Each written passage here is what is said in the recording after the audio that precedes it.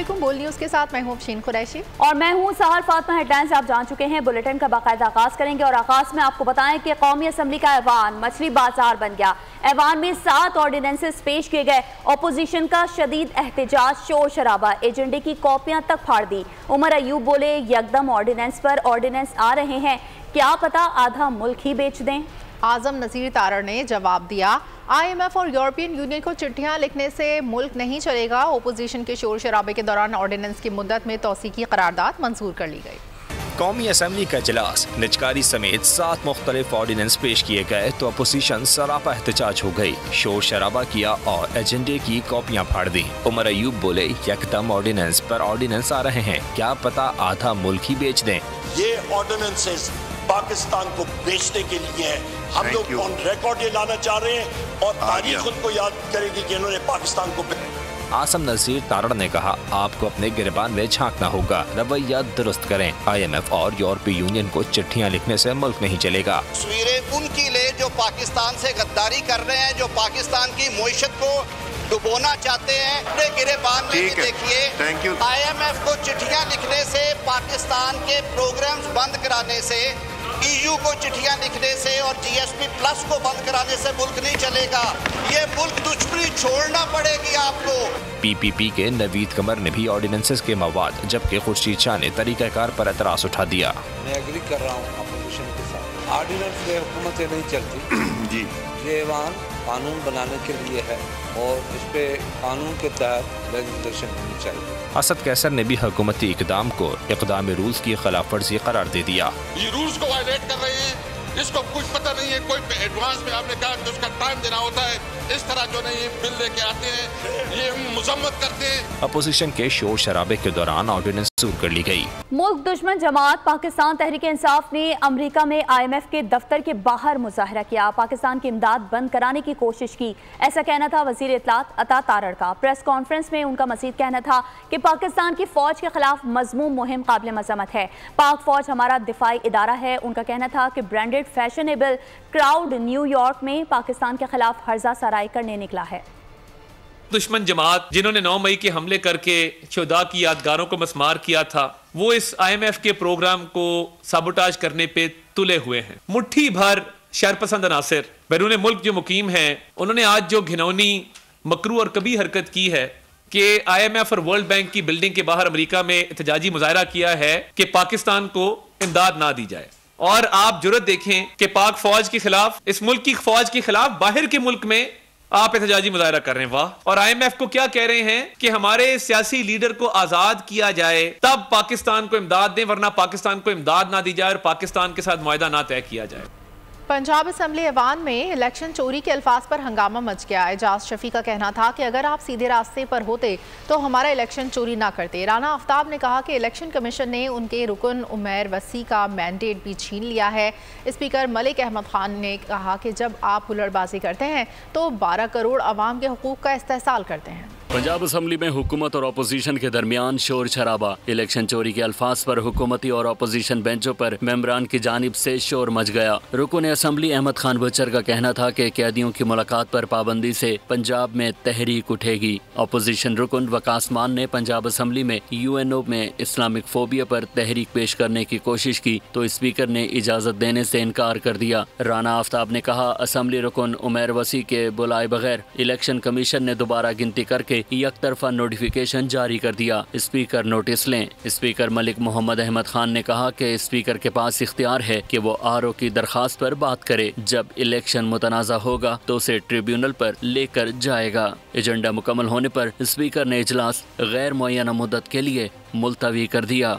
आगे बढ़े और आपको बताएं कि वज़ीर आज़म शहबाज शरीफ से अमरीकी सफ़ीर डोनाल्ड ब्लूम की मुलाकात हुई। 2 तरफ़ा ताल्लुकात और इलाकाई सलामती के उमूर गुफ्तशुनीद हुई। मुलाकात में IMF के जरिए इक़्तिसादी इस्लाहात पर गुफ्तगू की गई। अमरीकी सफ़र डोनाल्ड ब्लूम का कहना था कि अमरीका पाकिस्तान में जमहूरियत और आज़ाद सहाफ़त कामी है। अमरीकी सफ़ीर ने जमहूरियत और आज़ादी इजहार राय के लिए हिमायत की यकीन दहानी कराई।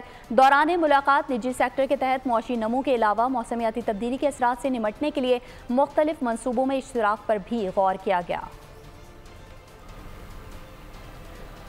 रवां साल तकरीबन 31 लाख रिटेलर्स को टैक्स नेट में लाने के लिए प्लान बना दिया गया है। FBR हुकाम ने IMF को आगाह कर दिया। स्टेट बैंक हुकाम ने IMF वफ्द को जाली करेंसी की रोकथाम के लिए प्लास्टिक नोट जारी करने के प्लान पर ब्रीफिंग दी। IMF ने PIA समेत सरकारी मिल्कियती इदारों की निजकारी का प्लान भी मांग लिया। ज़राई आमदनी पर टैक्स लगाने का मुतालबा भी कर दिया। IMF कर्ज प्रोग्राम की आखिरी किस्त की वसूली की कोशिशें। हुकूमती इदारों की जानिब से IMF के वक्त को ब्रीफिंग्स जारी। IMF ने मुतालबात की नई फहरिस्त भी थमा दी। FBR हुकाम ने IMF को ब्रीफिंग में बताया कि रवां साल तकरीबन 31 लाख रिटेलर्स को टैक्स नेट में लाने के लिए प्लान बनाया गया है। स्टेट बैंक हुकाम का कहना था कि जाली करेंसी की रोकथाम के लिए प्लास्टिक नोट जारी करने का प्लान है। ज़रा के मुताबिक IMF ने PIA और हुकूमती मिल्कियती इदारों की निजकारी पर प्लान भी तलब कर लिया है। FBR हुकाम टैक्स पॉलिसी जबकि वजारत तवानाई IMF को गर्दिशी कर्जों से मुतालिक ब्रीफिंग्स दे रहे हैं। हुकूमत की जानिब से IMF को बिजली और गैस के गर्दिशी कर्जे मुंजमद रखने की यकीन दहानी कराई गई है। IMF ने ज़ारे नुकसान वाले इलाकों में बिजली बिल वसूली आउटसोर्स करने का मशवरा दिया है। IMF ने कैप्टो पावर प्लांट्स को मकामी गैस फराहमी का मुतालबा भी किया है। IMF ने हुकूमती शोबे में 4 बड़े प्लांट्स को मुकम्मल इस्तेदाद पर चलाने का मुतालबा किया है। IMF की जानिब से ज़राई आमदनी पर टैक्स लगाने का मुतालबा भी किया गया है। हुकूमत ने IMF का बड़ा मुतालबा तस्लीम कर लिया है। वज़ीर आज़म शहबाज शरीफ की हिदायत पर FBR की डिजिटलाइजेशन पर काम शुरू कर दिया गया। FBR और कार अंदाज के दरमियान डिजिटलाइजेशन पर मफाहमत की याददाश्त पर दस्तखत होंगे। मफाहमत की याददाश्त पर दस्तखत के मौके पर चेयरमैन FBR भी मौजूद होंगे। IAEA के वफ्द के दौरे पाकिस्तान को फेक न्यूज़ करार दे दिया गया। तर्जुमान दफ्तर खारजा के मुताबिक IAEA का कोई इल्मी आला वफ्द पाकिस्तान का दौरा नहीं कर रहा। मुस्तक़बिल करीब में IAEA के साथ पाकिस्तान के पॉलिसी मुज़ाकरात भी तय नहीं। IAEA के DG ने फरवरी 2023 में पाकिस्तान का दौरा किया था। DG IAEA के दौरे के मौके पर मीडिया को ब्रीफिंग दी गई थी। अमरीकी ऐवान नुमाइंदगान में पाकिस्तानी इलेक्शन और जमहूरियत पर समाअत मुकर्रर। 20 मार्च को होने वाली समाअत में डोनाल्ड लू को भी तलब कर लिया गया। कांग्रेस की सब कमेटी 20 मार्च को बैठक लगाएगी, जिसे इंतखाबात के बाद का पाकिस्तान कॉन्फर्म दिया गया है, जिसमें पाकिस्तान में जमहूरियत के मुस्तकबिल और पाक अमरीका ताल्लुकात के बारे में बयानात और सवाल जवाब होंगे। समाअत में सफर के मामले पर अहम अमरीकी अहदेदार डोनाल्ड लू महकमा खारजा का मौक़िफ़ बयान करेंगे। इस दौरान डोनाल्ड लू को कांग्रेस अरकान के सवालों के जवाब भी देना होंगे। डोनाल्ड लू पाकिस्तान समेत जनूबी एशिया और सेंट्रल एशिया अमूर ब्यूरो के इंचार्ज हैं। बानी PTI इन्हें साइफर मामले का मरकजी किरदार करार देते हैं। कार्रवाई तर्जुमान महकमा खारजा ने मामूल करार दी। मखसूस सियासी जमात का अनवर मकसूद से मुतालिक बेबुनियाद प्रोपेगेंडा। नामवर ड्रामा राइटर और फनकार ने इल्जामात की तरदीद कर दी। वीडियो बयान में कहा कि अफवाहें फैलाई गईं कि मारा पीटा गया, मुझे कुछ नहीं हुआ, सरहदों पर जान देने वाले सिपाहियों से मोहब्बत है। मखसूस सियासी जमात का बेबुनियाद प्रोपेगेंडा। सोशल मीडिया अकाउंट से अनवर मकसूद के अगवा और तशद्दुद का शोशा छोड़ दिया गया। गद्दार वतन आदिल राजा ने अगवा और तशद्दुद का इल्जाम लगाया। अनवर मकसूद ने इल्जामात की तरदीद कर दी। बोले जो कुछ सुन रहे हैं वो हुआ नहीं और न होगा। जो कुछ आप सुन रहे हैं वो हुआ नहीं है और न होगा। मेरी उम्र 84 बरस है। मैं तो एक थप्पड़ के बाद ही नहीं रहूंगा। इतनी मार पिटाई हुई है मेरे ऊपर, कहाँ से हुई है? कुछ नहीं हुआ है। नामवर ड्रामा राइटर और फनकार का मज़ीद कहना था कि सरहदों पर हमारी खातिर जाने देने वाले सिपाहियों से मोहब्बत है। मुझे अपने सिपाहियों से मोहब्बत है जो सरहदों पर हम लोगों की खातिर जाने दे रहे हैं। अनवर मकसूद ने बताया कि इनके नाम पर 42 जाली अकाउंट चल रहे हैं, जबकि वो एक सादा फ़ोन इस्तेमाल करते हैं और इनका कोई अकाउंट सोशल मीडिया पर नहीं। आगे बढ़ें और खबर शामिल करेंगे सुप्रीम कोर्ट से, जहां 9 मई के 6 मुल्ज़िमान की दरख्वास्त से जमानत पर समाअत की। पंजाब हुकूमत को नोटिस जारी कर दिया गया। अदालत ने आइंदा समाअत पर केस का रिकॉर्ड भी तलब कर लिया। मुल्ज़िमान ने इमलाक को क्या नुकसान पहुंचाया, क्या असलहा भी बरामद हुआ, अदालत ने सवाल पूछ लिया। सुप्रीम कोर्ट में 9 मई वाक़े के 6 मुल्ज़िमान की दरख्वास्त जमानत पर समाअत। पंजाब हुकूमत को नोटिस जारी। जमाल खान मंदुखेल ने सवाल किया कि क्या मुल्ज़िमान से असलहा बरामद हुआ, दफात कौन सी लगाई गई हैं। वकील ने कहा वाक़या 9 मई का है, लेकिन FIR 10 मई को दर्ज हुई।